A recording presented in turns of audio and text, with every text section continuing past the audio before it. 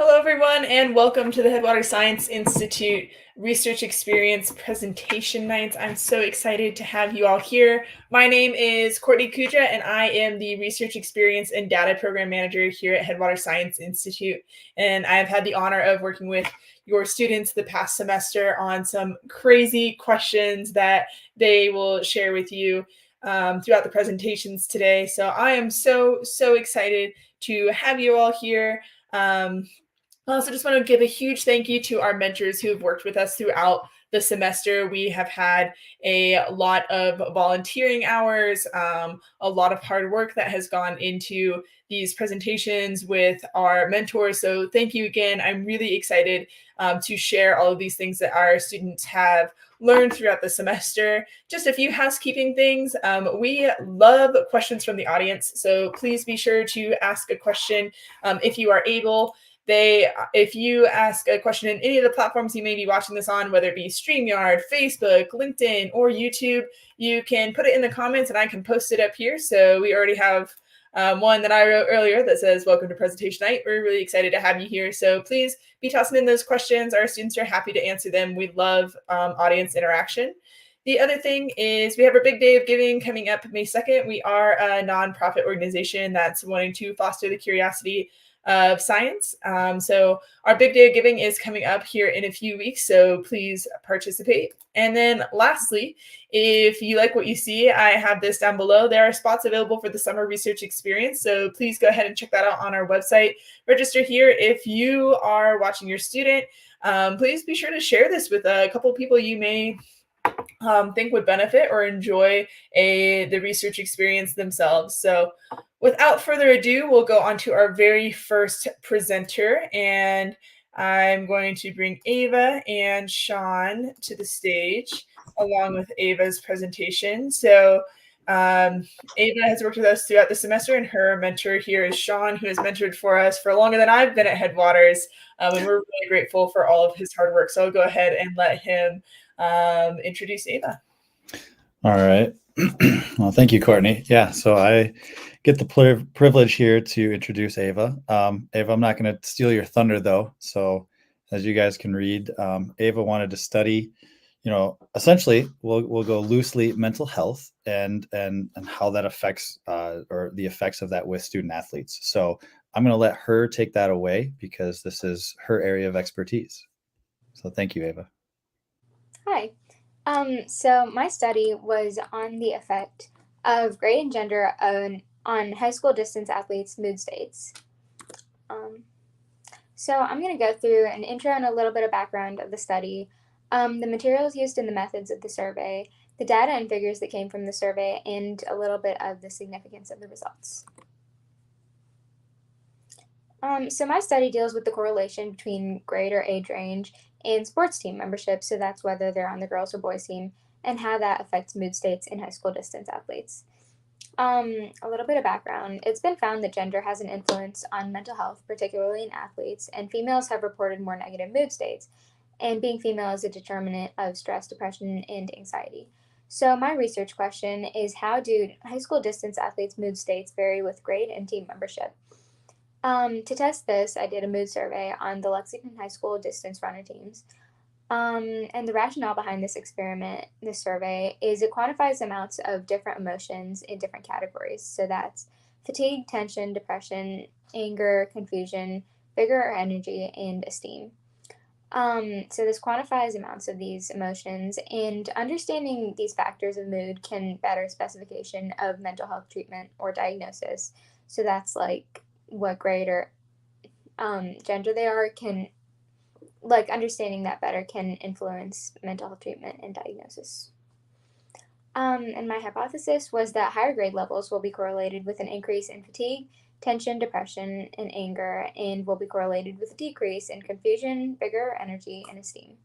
I also hypothesized that the girls' distance team would report higher levels of tension and vigor or energy and lower levels of esteem and anger than the boys' distance team. So materials and methods. The survey I used was adapted from the Profile of Mood States survey. It was printed and distributed to the Lexington High School girls' distance and boys' distance track teams separately. Athletes were asked to indicate how often they felt specific emotions. There were 21 questions on a scale from 0 to 5. And then statistical analysis was used. I used an analysis of variance to test the correlation between grade and mood states, and a t-test to test the correlation between team membership and mood states. So no significant effect was shown of grade or team membership on fatigue, confusion, depression, tension, anger, or esteem. Grade and gender were shown to have a significant effect on energy and vigor levels. So fatigue, confusion, depression, tension, anger, and esteem, these were shown to have little effect, and that can be shown in figure C and D. And grade and gender are shown in figure A and B. These were significant and shown to have a significant effect. A t-test was used for sports team membership in figure B and D, and an analysis of variance was used on the correlation between grade and mood states in figure A and C. So the effects of gender and grade on vigor were significant. These were the only significant effects shown of these factors on these emotions. The survey conditions may have had an influence. The survey was given at the end of practice, which may have influenced energy levels. The sample size was also relatively low, so increasing the sample size would have yielded more results or more significance. And these results can influence or can improve understanding of mental health treatment specific to grade and gender. And in the future, replicating this, it would be beneficial to have more replicates or more survey respondents, to have different conditions, to test more than one school, and to include more questions or categories to get a better and more detailed view of mental health mood states. I'd like to extend my gratitude to Courtney Kudra and Sean Wesley for assistance and review of my project. Support was provided by my distance track team and coaches for their support in administering the survey and the team that took the survey. Thank you for your contributions. These are the sources cited earlier in the presentation. And that's it. Awesome. Great job, Ava. I know this has been a really interesting experiment for you throughout the semester. I'm actually just going to pull up here so everyone knows what we're talking about if they happen to join. And I know we can have lots of questions from the audience. I'll go ahead and start off with a question, and then we'll move into some of Sean's questions. I try and type these out into comments so folks can see them along the bottom. So if you see me typing, that is why. So my first question for you, Ava, is how do you think you could expand on this experiment into the future if you were to do it again? I would include more people, more questions on the survey, and I think it would be helpful to have people from other schools or other places to get a better view of distance athletes as a whole rather than just the track team that I tested. Great. Yeah, I think that would be really awesome and really interesting. The other question I had for you was, I know that like right now you're in high school and you're a really dedicated, not only a really dedicated student, but a really dedicated distance athlete, which is really wonderful to hear about. And I am curious to see what your thoughts or just like speculations based on some of the results that you got of like these things that you measured, right? Fatigue, stress, anger. Do you think that you would get the same results in a survey of college athletes?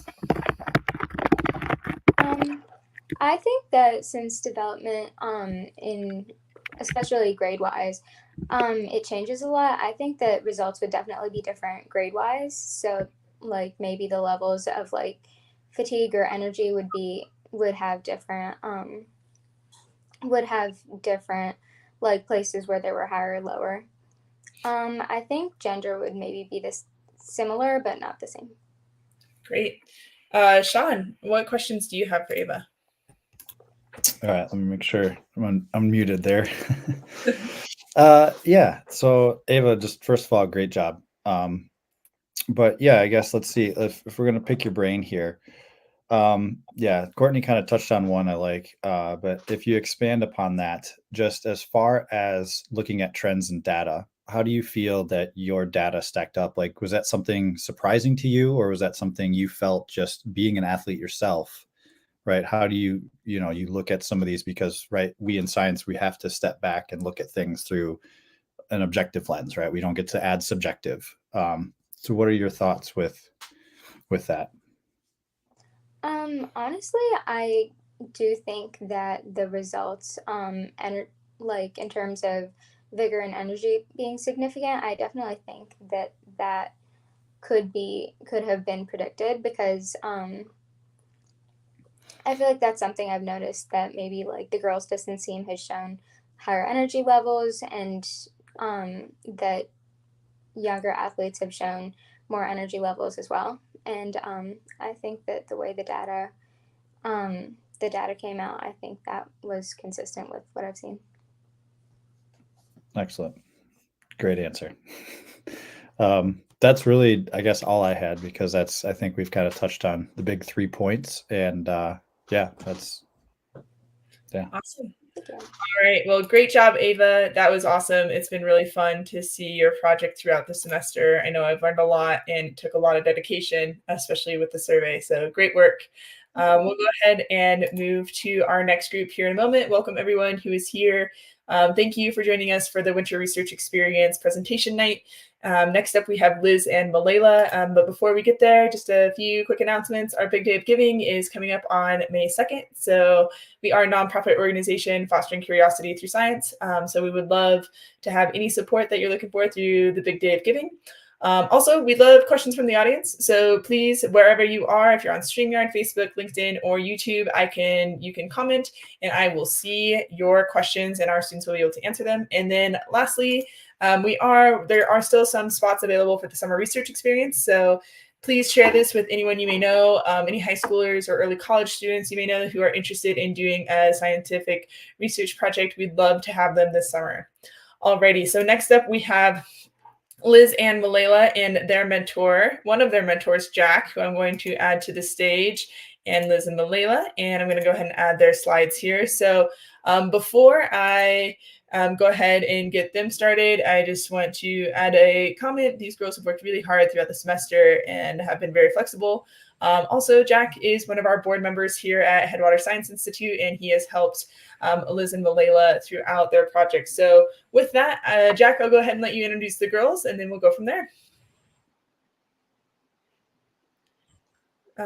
Jack, you might have to, there we go. You might have to unmute. Okay, there we go. Classic. Liz and Malayla have worked really hard and managed to get through a number of stumbling blocks along the way, for which we're quite proud. But I think that given that, they should introduce a little bit about themselves, since I've been in the background for most of it. Liz and Malayla. Great. Okay. Hi. Hello. I'm Elizabeth Wig. I'm Malayla Harding, and I'm a senior at Reed High School. I'm a junior at Reed High School, and we're both in Upward Bound, which is a TRIO program for low-income or first-gen students, and it prepares you for college. Yes. So we'll get right ahead.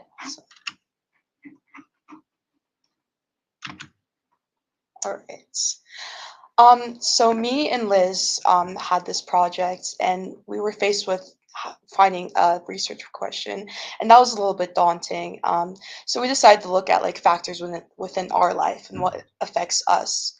And both me and Liz are really we care about the environment a lot, and that's something important to us. So we decided to like go somewhere that talks about like environmental issues. It wasn't until like we were both driving and we saw so much construction going on within our community that we thought to think about how is sustainability connected with all this construction within our community. So that's where we found the LEAD program and decided to do more research on that. For our research question, we decided to ask, how does the presence of LEED certified projects correlate with economic indicators, specifically mean household income in the top 10 ranking states in the US? And what are the regional disparities within Nevada in terms of LEED certification and regional geopolitical boundaries? Through our research, we found that Nevada ranks 19th in overall environmental friendliness, and it isn't a part of the top 10 states within LEED certification. We are both residents here, and we've seen like the different economic status between Nevada, and we decided to think there's a correlation between economic status and these rankings. For our methods, we took data from the top 10 states that are LEED certified. Then we compared and contrasted that information. The data we took includes state average income, population, and percent of housing that is LEED certified. Now we have some graphs. This is a histogram of income in relation to the frequency of percent housing units. And through this, we didn't really find like a really big like margin that we could take that and put it into our data. And then we are comparing here gross LEED floor area and log LEED points achieved. And we notice that the points achieved are higher with the more floor area. Okay, so after all of our data we collected, we found out that our hypothesis is in fact not supported by our information. This is the same graph as the one previously, not the one previously, but the histogram that was a bar graph, but this is the scatter plot of it. And even though like it may seem that there is higher in the higher income region, it is still not super telling us if there is like that tight of a connection between the two. So like with the p-value, there's no correlation, which was definitely surprising for us. But with this, we kind of learned that like even if there's so many of these projects that are occurring in these states, it's not because of the income, but it's because of maybe awareness.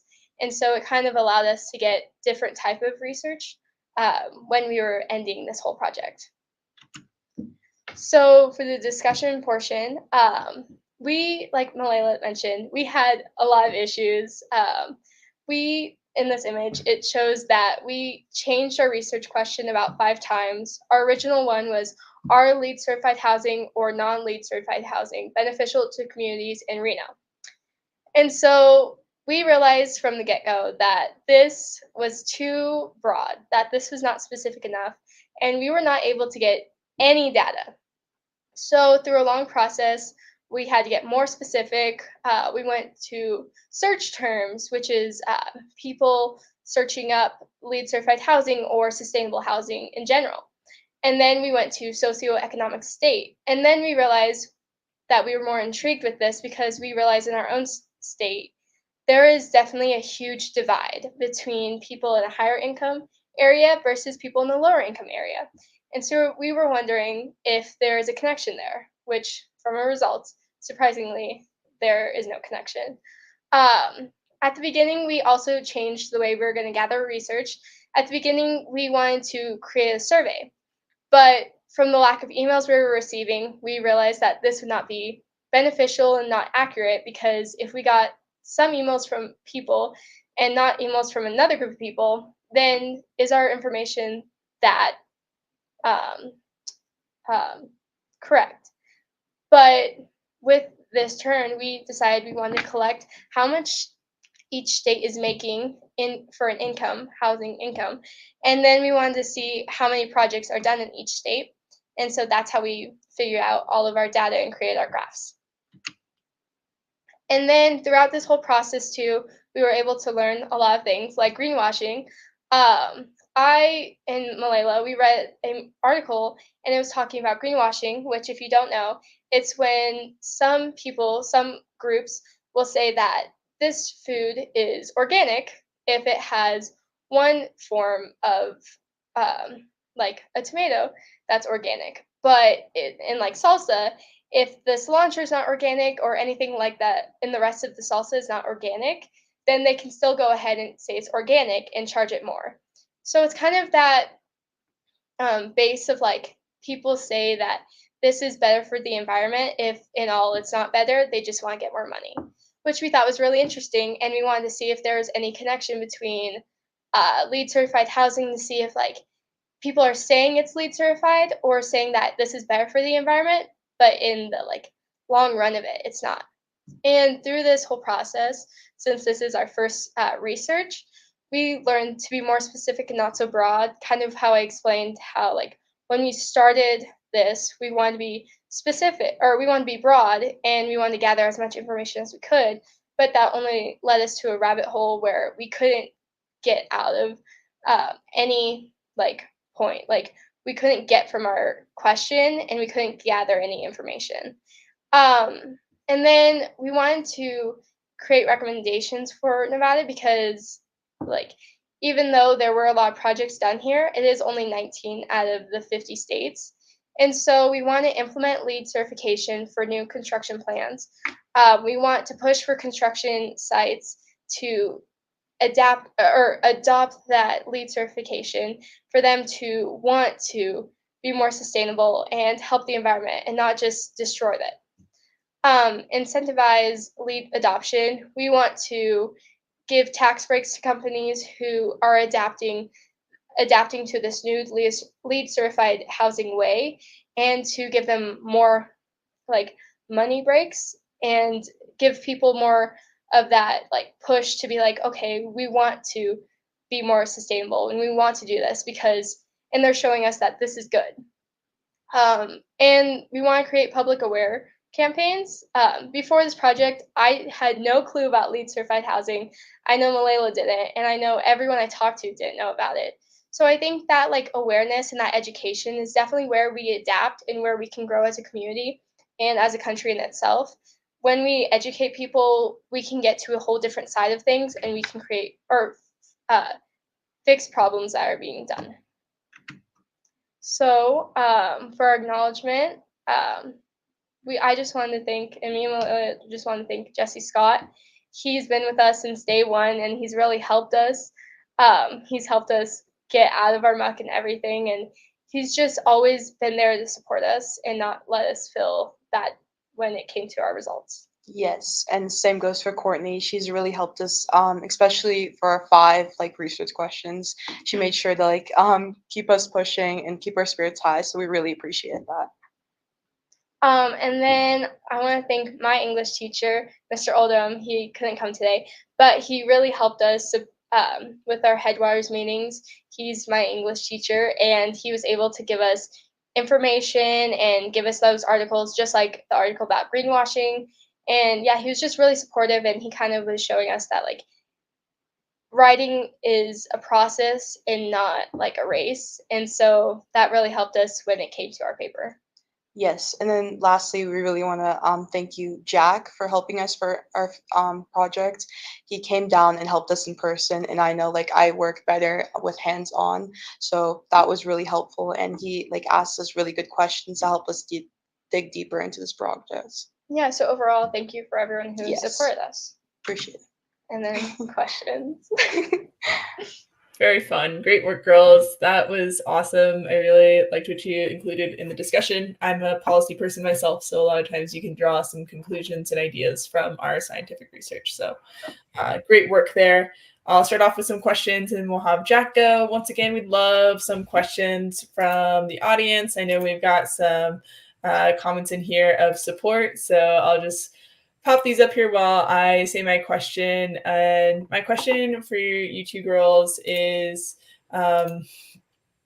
if you, like, while looking at this project, you have a lot of recommendations, right? It went a lot of different ways.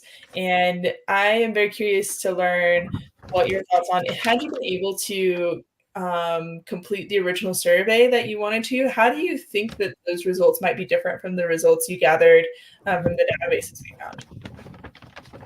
Well, I think that overall it would have been a totally different type of research collection, because we wanted to collect like if LEED certified housing is helping people in Nevada or states in general, instead of getting that like number data and number information, like the stats of it.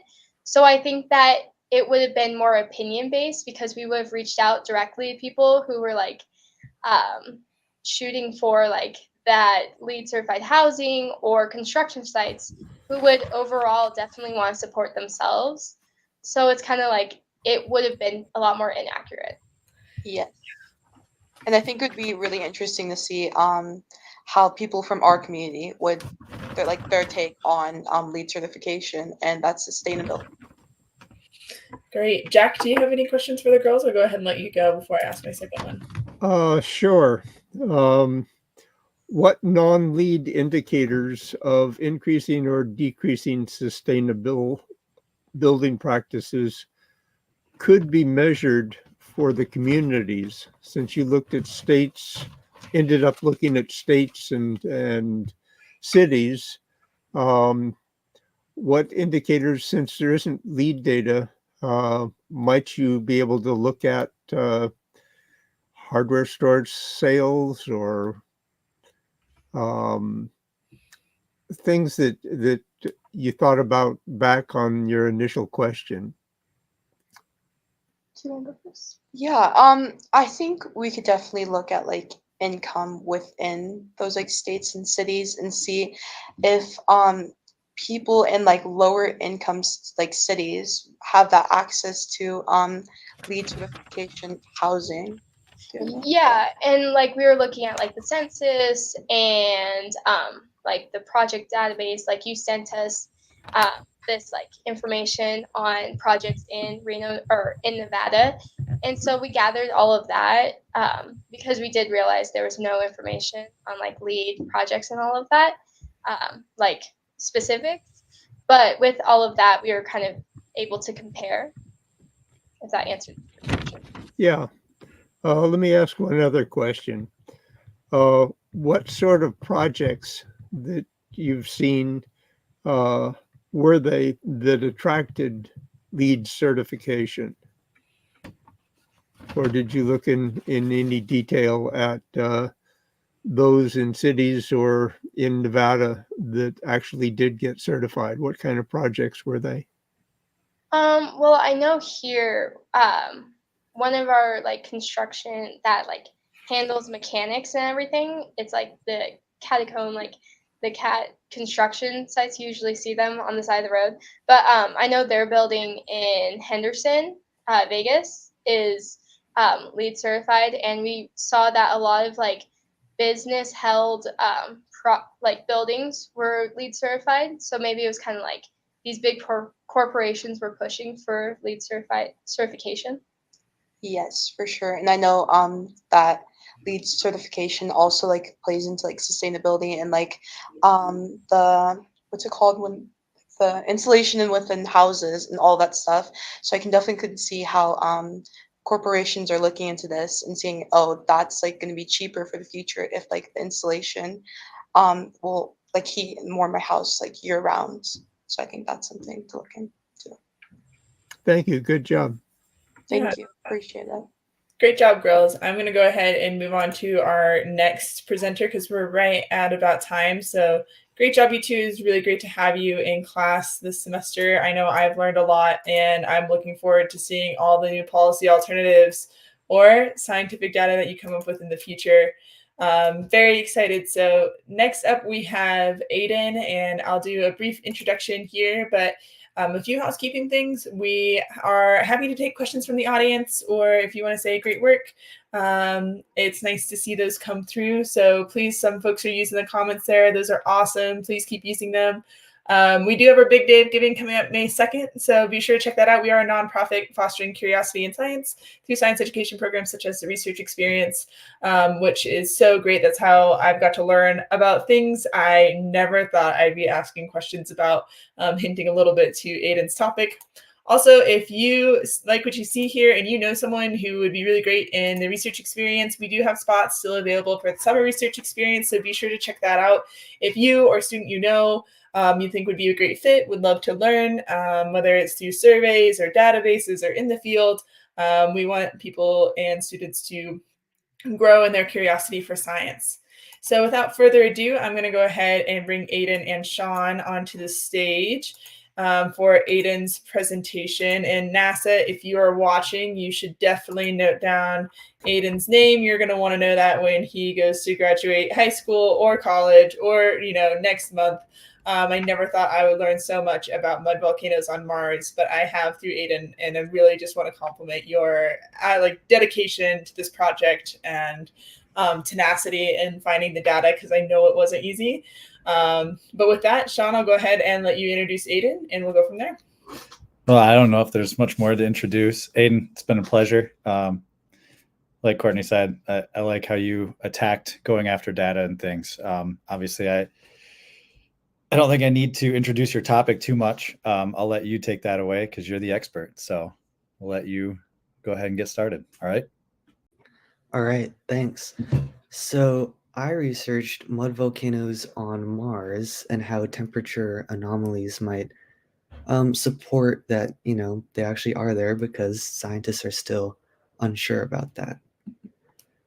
And so this is a little bit about mud volcanoes.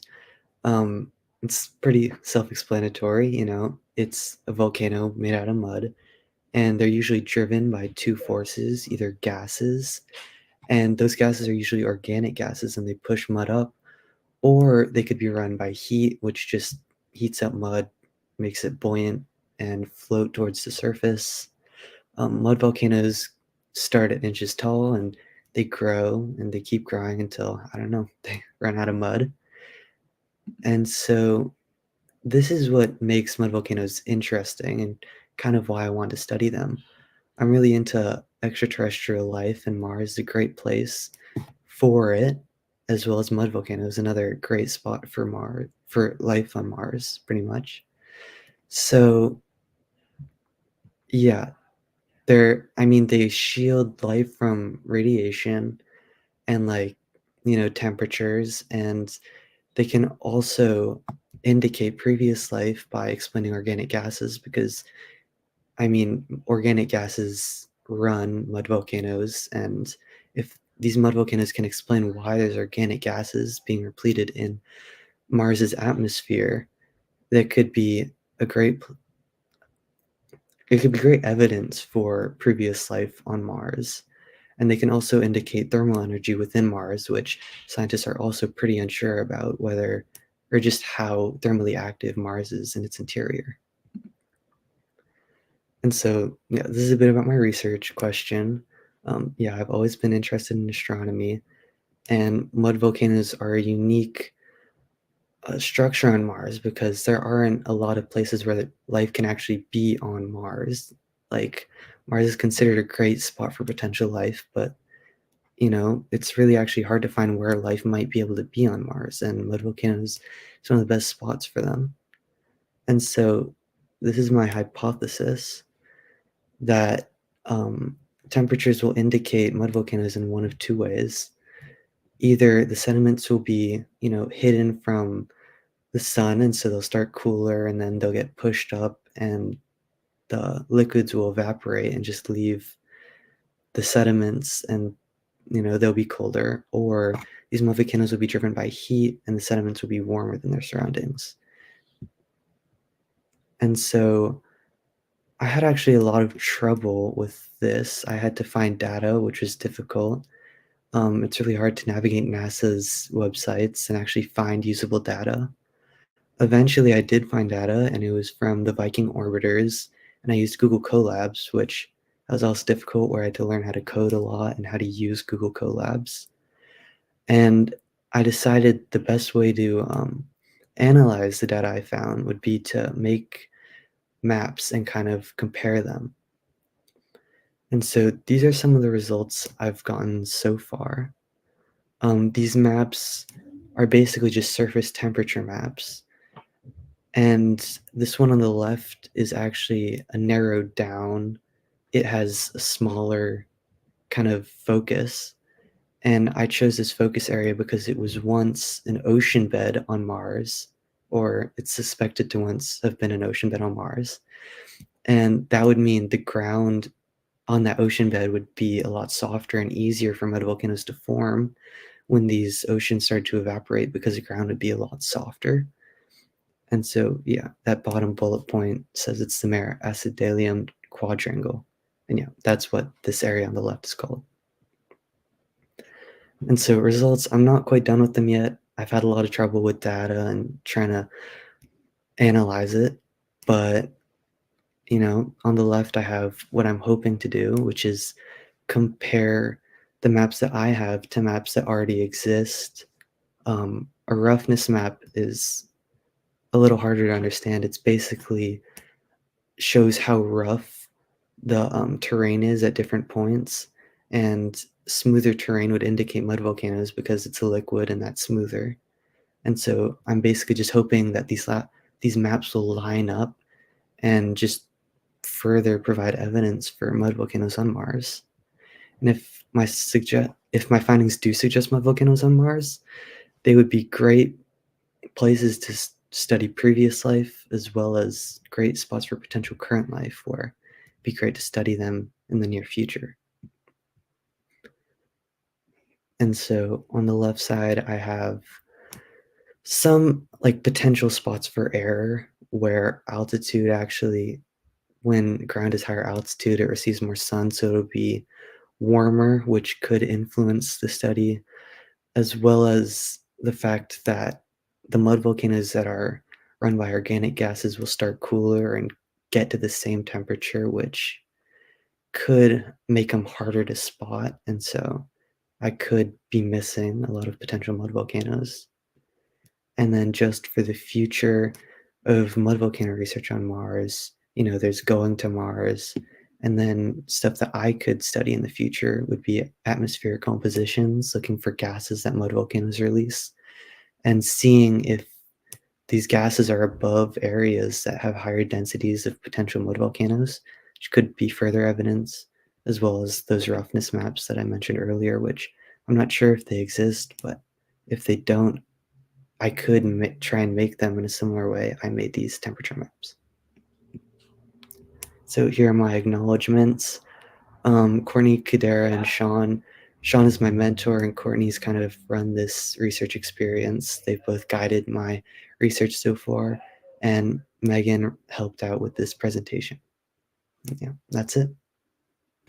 Awesome job, Aiden. I have lots of questions for you here, and I'm sure Sean does as well, but this is really cool. I've definitely learned a lot through your project, and I know that you had to do a lot with the coding. So I'll start us off with our first question that I have been curious about, and I know that you focused a lot on Martian, studies specifically, but I am curious to know, it's interesting to know that mud volcanoes could have an indicator of life on Mars, right? That's a place to start. So I'm wondering, are there any other planets that you know about that have mud volcanoes that you'd be interested in researching in the future if that data were available? I'm not sure about planets. I remember stumbling on a couple articles where I think the planet Io, which is a moon actually of maybe Jupiter, but I know there are other planets out there with potential for life, and there are other planets out there with mud volcanoes as well. Great. Sean, do you want to go ahead and do a question? Yeah, sure. So, Aiden, obviously you've had a lot of fun playing with data and looking at data and learning how formatting your data is a very big deal when trying to utilize it, right? I think we played around with that quite a bit. My question to you, as far as, because you got to essentially play around with this, predictive modeling, how do you feel? Because that's something that, right, a lot of scientists are torn between when I throw out predictive modeling, using that as, right, well, predictions, right, versus saying somebody who's actually in the field working to receive that. What are your thoughts on, and if you could go get hands-on data versus that predictive modeling, what are your thoughts? It's kind of a philosophical question. Yeah, it's a tough question. It's not easy. I think predictive models are really difficult. I think it's really hard to predict things that haven't happened yet. Mm-hmm.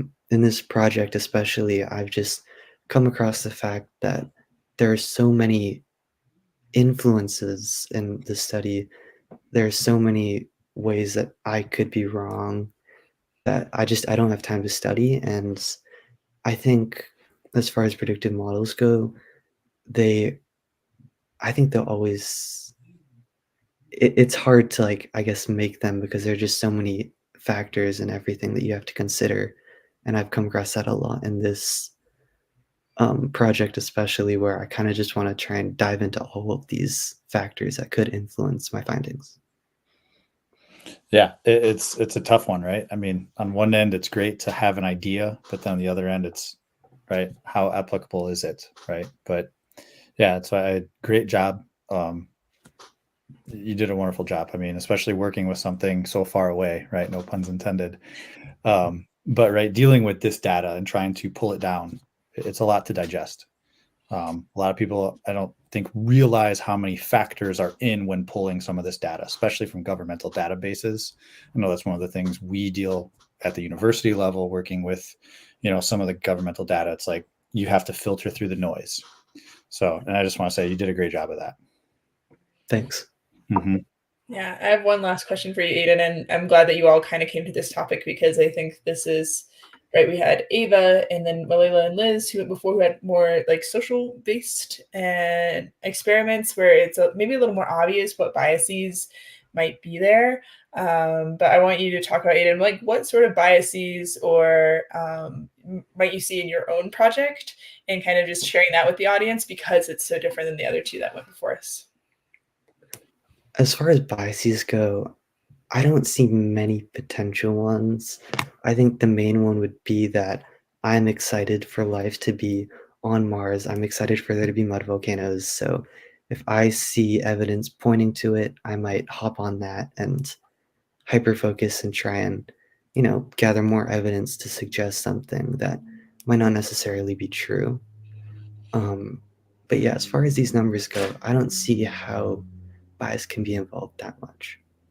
Great. That's actually exactly what I thought you had said. Confirmation bias. It's really easy to run into it. I know I do the exact same thing. And it's hard to keep that crowd. I think you did a great job here. So great job again. I'm going to go ahead and pull everyone down and just say thank you all for joining us today. It was wonderful. Thank you all for participating in your hard work throughout the semester.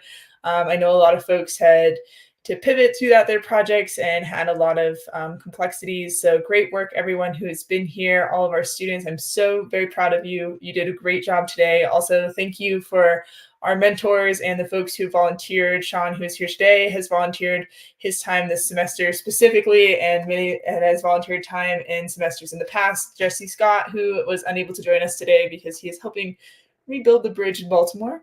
Very exciting, or do some GIS work with that. He also volunteered a lot of his time to work with our students, Liz and Malayla, to make this program more accessible. And that was just like huge thank you. I wouldn't be able to do any of this without you.